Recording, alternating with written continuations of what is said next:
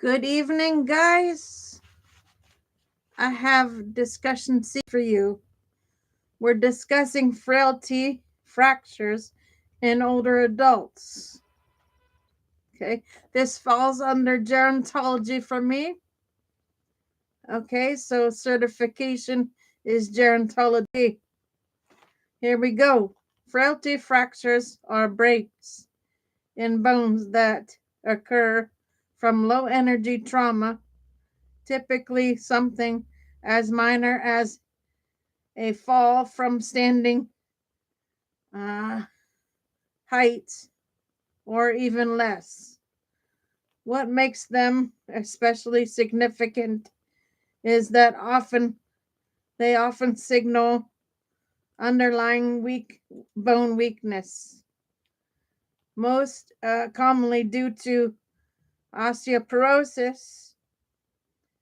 These fractures most frequently affect the hip, spine, and forearm, but, but they can also occur in the humerus,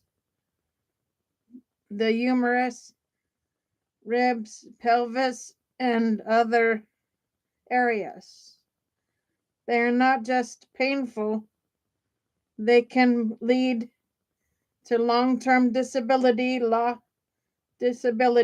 of independence, and increased mobility risk, especially in older adults. A few key points. Risk fact, risk frac, risk fractures or risk factors include low bone mineral density, age, female, sex prior to fractures,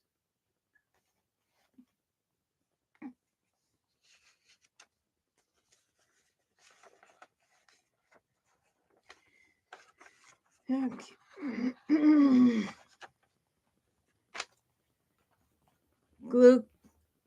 Glucocorticosteroid use, and family history of osteoporosis. Prevention focus on fall reduction, bone strengthening, medications, adequate calcium and vitamin D intake, and weight bearing exercises. After one fragility fracture, the risk of a second significantly higher, particularly within the first 2 years. Given your interest in personalized medicine and systematic reform, fragility fractures are a compelling intersection of aging, chronic disease management, and health equality. Would you like to explore how care models, policy interventions are addressing this growing public health challenge? The main causes of fragility fractures stem from compromised bone strength, particularly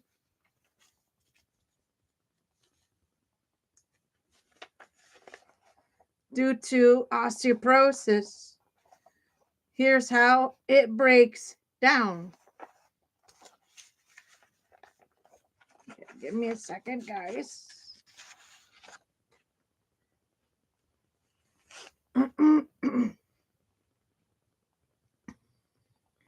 Bone-related causes.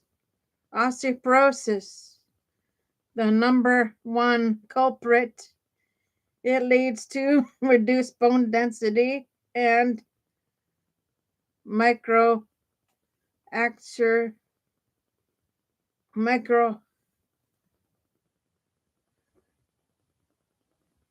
arcual deterioration, making bones brittle.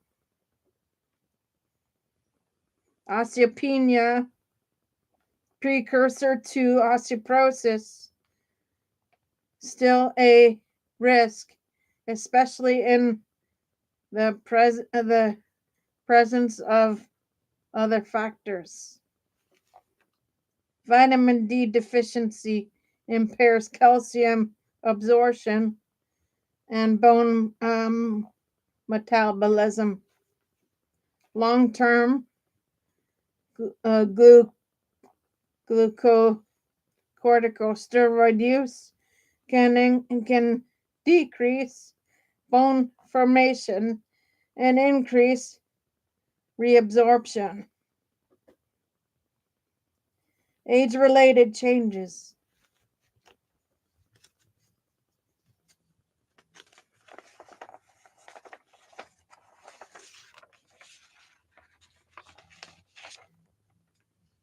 Aging naturally leads to reduced bone mass, muscle weakness, sarcopenia, and impaired balance. Postmenopausal estrogen decline accelerates bone loss in women. Lifestyle and environmental factors. Poor nutrition, particularly low calcium and protein intake. Sedentary behavior. Bones need regular mechanical stress to stay strong. Smoking and excessive alcohol both impair bone formation and increase fracture risk. Environmental hazards, loose rugs, poor lighting, or icy sidewalks. Seemingly small risks that can trigger a fall. Medical conditions and medications.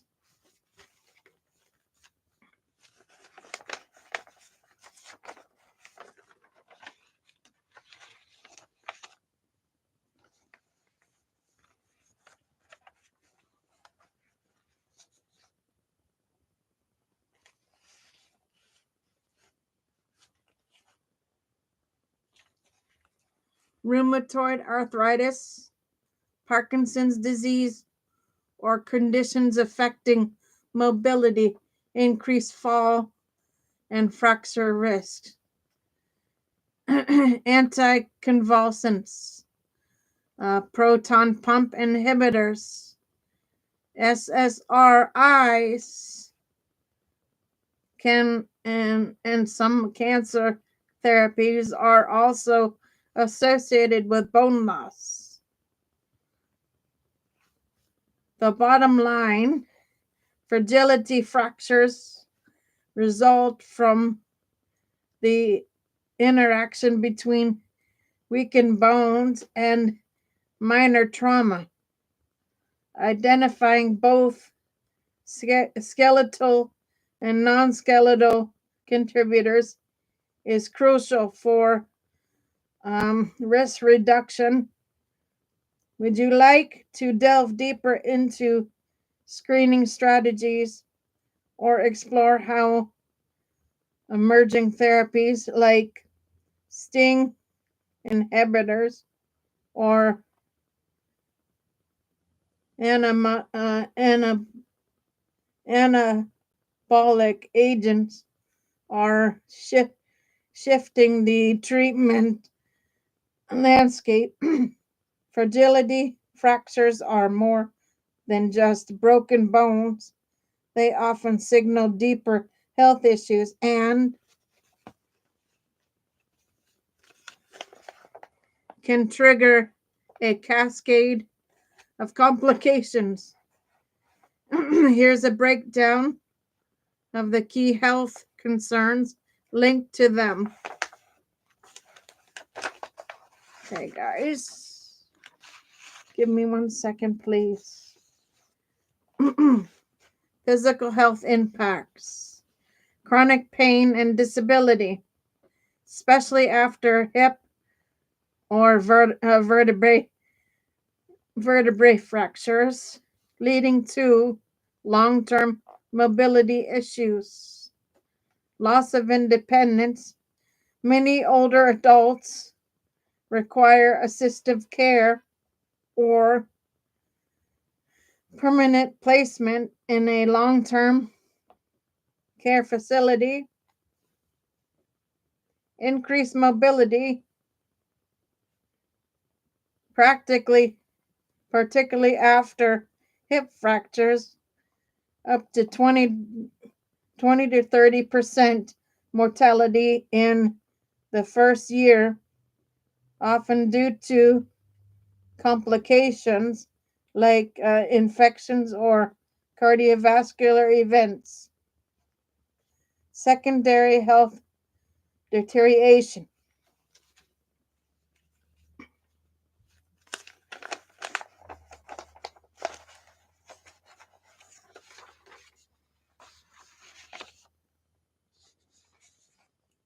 Deteriorating reduced activity, accelerates muscle loss, sarcopenia, and worsens balance and fragility or frailty.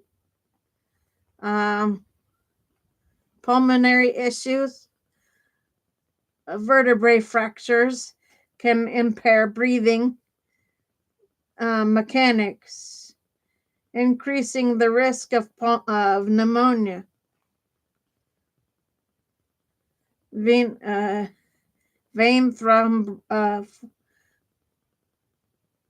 thrombolisms. Immobility raises the risk of deep vein thrombosis and pulmonary embolisms.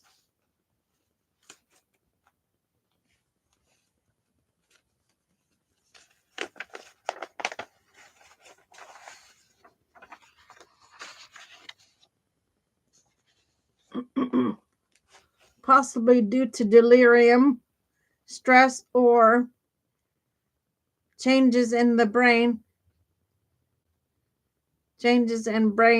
perfusion after surgery. 4. Systematic consequences. Recurrent fractures. One fracture significantly increases the likelihood of another, often within 2 years. Polypharmacy, managing pain, osteoporosis, and other comorbidities can induce complex medication regimens with further fall risks. Increased healthcare utilization, ER visits, surgeries, rehab, and follow-up care can become financially and logistically overwhelming for someone like you who's navigating both evidence-based interventions and systematic or system level challenges.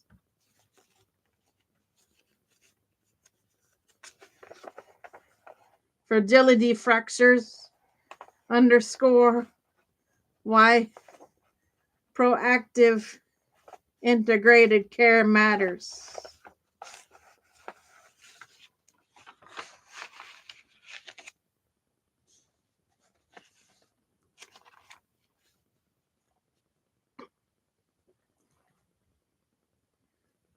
Would you be interested in exploring risk satisfaction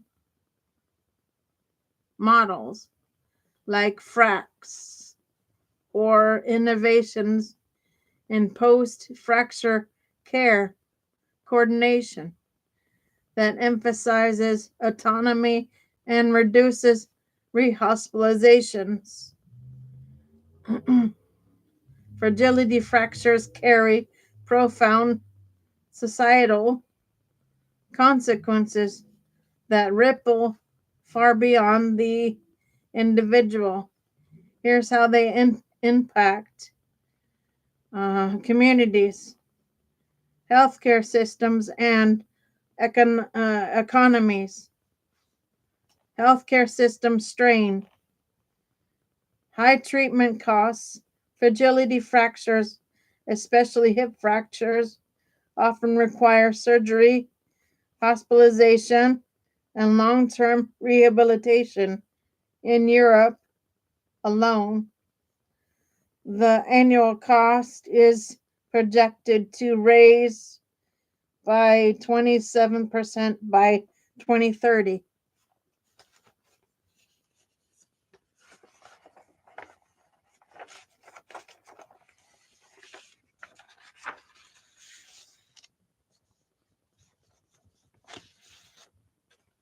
Increased demand for long term care. Many patients lose independence and require nursing home placement or home based care, stretching already limited caregiving resources. Workforce and caregiver burden, lost productivity, fractures in working age adults lead to time off work while family members may reduce work hours or leave jobs to provide care. Caregiver burnout, informal caregivers, often women, face emotional, physical, and financial stress, especially when support systems are inadequate. Public health equality challenges, disproportionate impact on older women. Women over 65 are especially vulnerable, highlighting gender disparities in aging and bone health.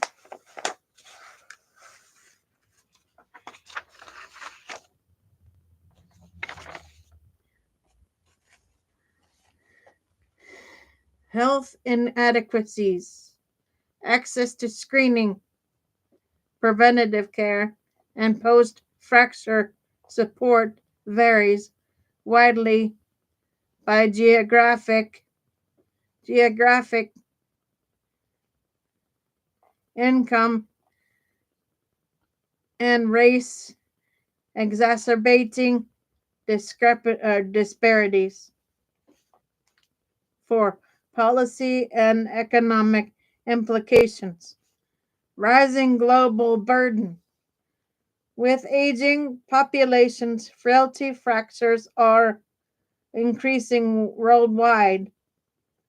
178 million new fractures were reported in 2019, up to 33% since 1990.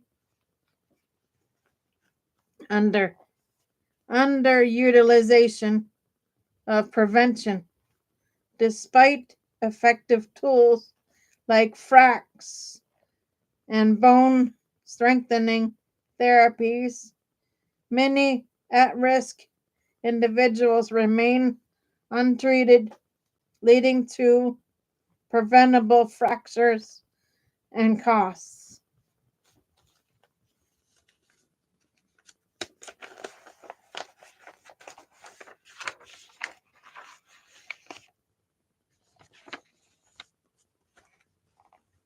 In essence, fragility fractures are a sentinel event revealing gaps in preventative care, systematic inequalities, and urgent need for integrated, age-friendly health policies. Would you like to explore how fracture liaison services or community-based fall prevention programs are reshaping care delivery. Healthcare systems are increasingly recognizing frailty fractures as a sentinel event, one that demands a coordinated, proactive response. Here's how they're adapting. Fracture Liaison Service. These are dedicated coordinator-based programs that identify patients over 50 with fragility fractures and ensure they receive osteoporosis assessment, treatment, and fall prevention supports. FLS has been shown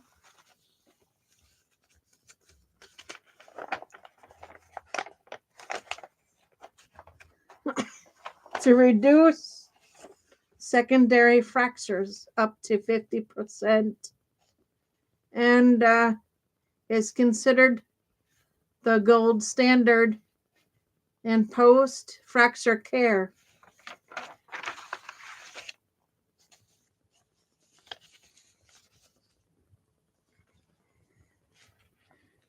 Post-fracture care, PFC coordination.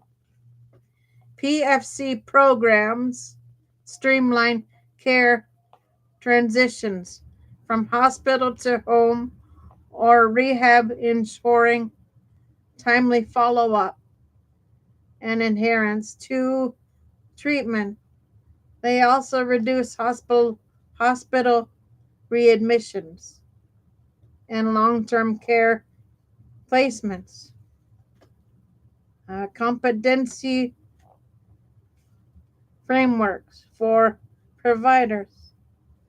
The Fragility Fracture Network, or FFN, has developed a global competency framework to guide healthcare professionals in delivering evidence evidence-based secondary prevention.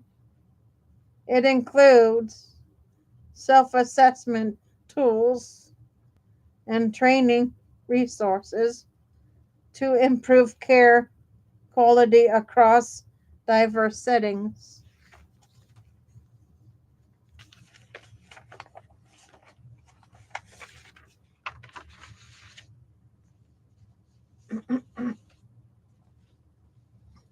Policy and reimbursement reforms. Some countries are integrating fragility fracture prevention into national health strategies with reimbursement models that support FLS and PFC programs. This shift acknowledges the long-term cost savings of preventing repeat fractures. Data-driven quality improvement. Systems like the Capture the Fracture best practice framework promote benchmarking and continuous improvement by tracking outcomes and adherence to care protocols. Health systems can refine strategies and allocate resources more effectively. Public health campaigns and risk satisfaction.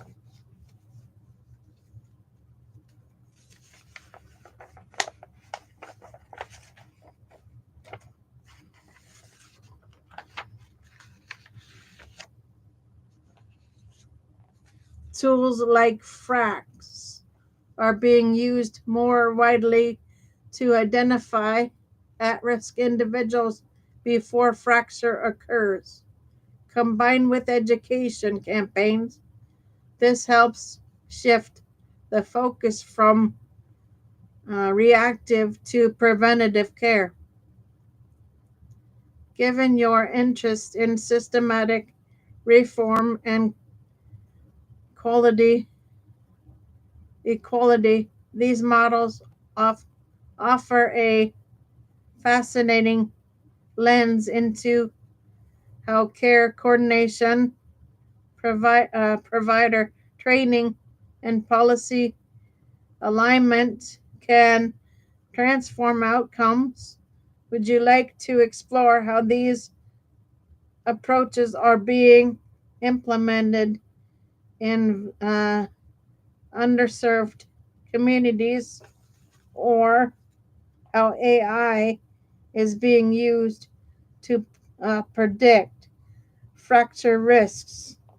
Healthcare systems are increasingly recognizing frailty fractures as sentinel events, one that demands a coordinated, proactive response. Here's how they're adapting.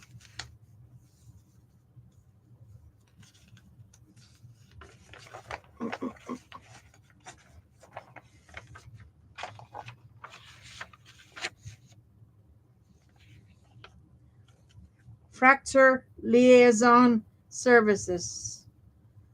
These are dedicated coordinator based programs that identify patients over 50 with frailty fractures and ensure they receive osteoporosis assessment, treatment, and fall prevention supports, or FLS, has been shown to reduce secondary fractures by 50% and is considered the gold standard in post fracture care. Post fracture care PFC coordination. PFC programs streamline care transitions from hospital to home or rehab to ensuring timely follow up and adherence to treatment. They also reduce hospital readmissions and long term care placements, competency frameworks for providers.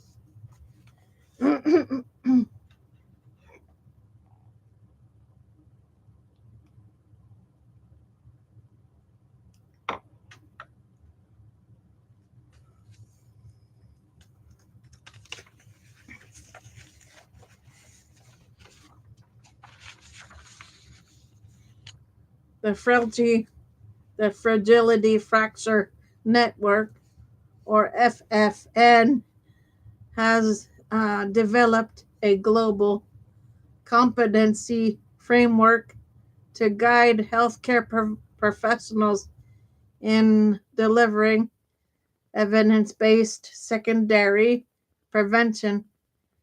It includes self assessment tools and training resources to improve care quality across diverse settings. Policy and reimbursement reforms. Some countries are integrating fragility fracture prevention into national health strategies with reimbursement models that support FLS and PFC programs. That this shift acknowledges that long-term care costs savings of preventing repeat fractures. Data-driven quality improvements. Systems like the fracture best practice framework promote benchmarking and continuous improvement by tracking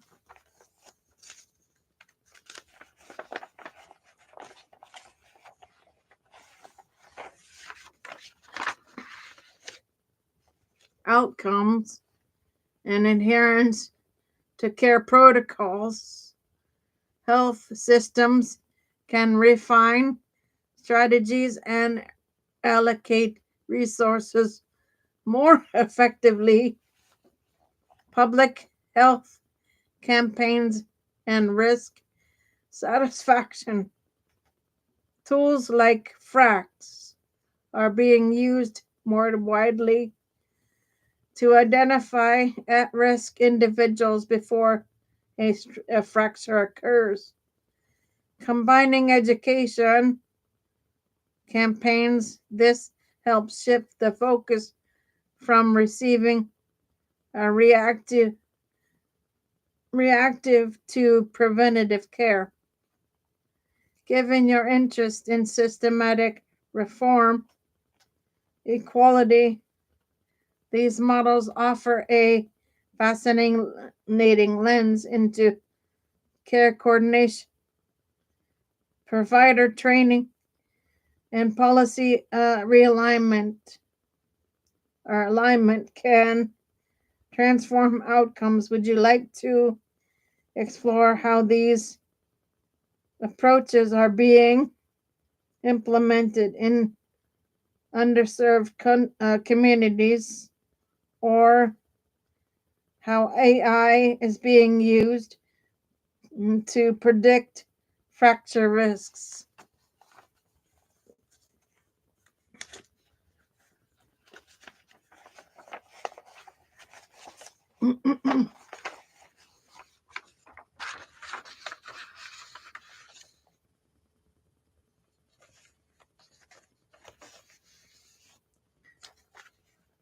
Fracture liaison service are structured, proactive programs designed to close care gaps after a fragility fracture, ensuring patients don't just heal the break, but also address the underlying bone fragility to prevent further fractures. Here's how they typically work.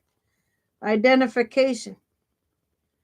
Once a patient over 50 presents with a fragility fracture, hip, spine, wrist, the FLS team is automatically alerted, often through hospital admission systems or orthopedic clinics. 2. Assessment. A dedicated FLS coordinator, usually a nurse or allied health professional, conduct a comprehensive evaluation.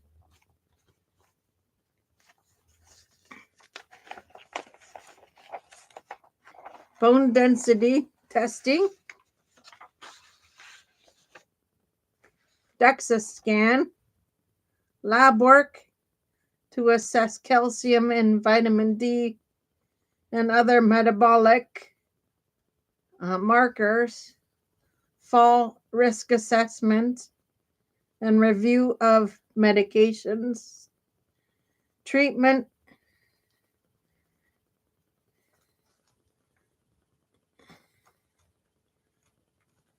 initiation.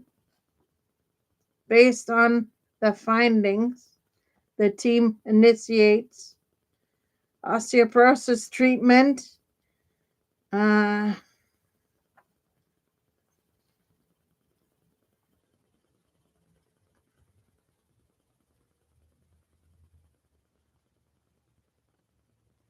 bisphosphonates, uh, anabolic agents, lifestyle lifestyle interventions like weight-bearing exercises, nutrition counseling, and fall proofing the home, referrals to specialists or physical therapy as needed for care coordination.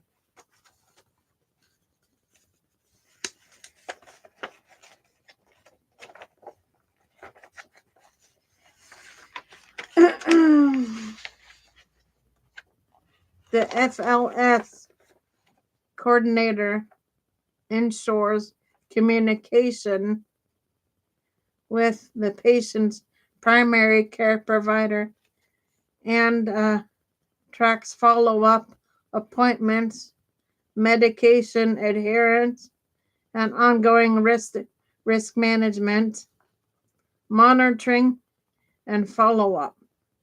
Patients are followed for several months to a year to ensure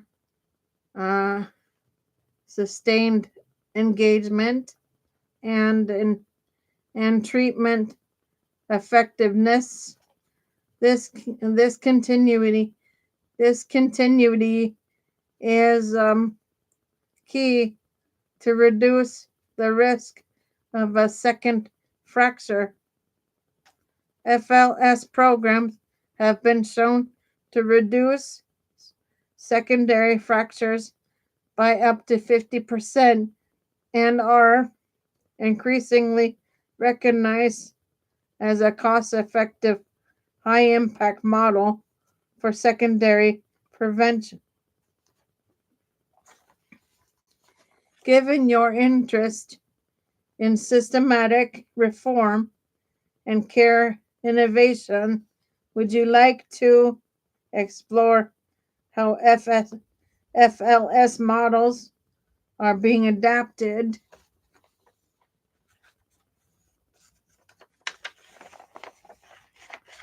for underserved populations or integrated with AI-driven risk prediction tools?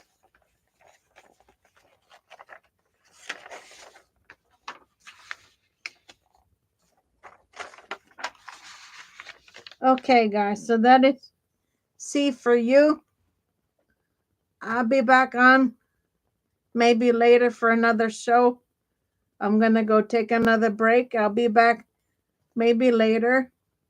See, for now, Gator Wellness, take care, folks.